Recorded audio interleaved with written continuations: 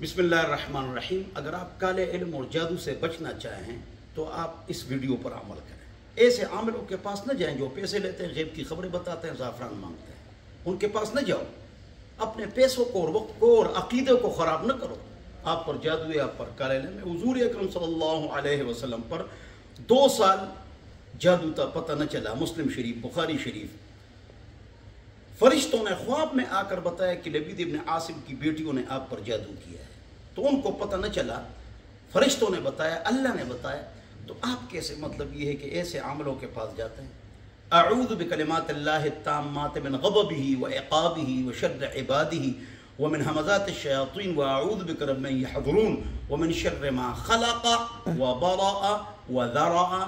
یہ صبح شام ایک بار پڑھیں۔ لیٹرین آتے جاتے سنت طریقہ، بایاں پیر، واپس آتے ہوئے دائیں پیر، جاتے ہوئے اعوذ باللہ، واپس آتے ہوئے استغفر اللہ۔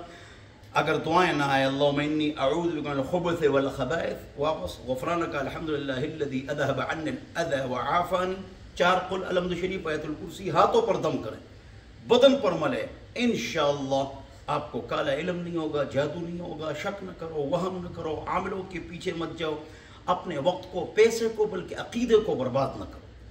اللہ تعالیٰ مجھے اور آپ حضرات کو اس پر عمل کرنے کی توفیق نصیب فرمائے۔ والسلام۔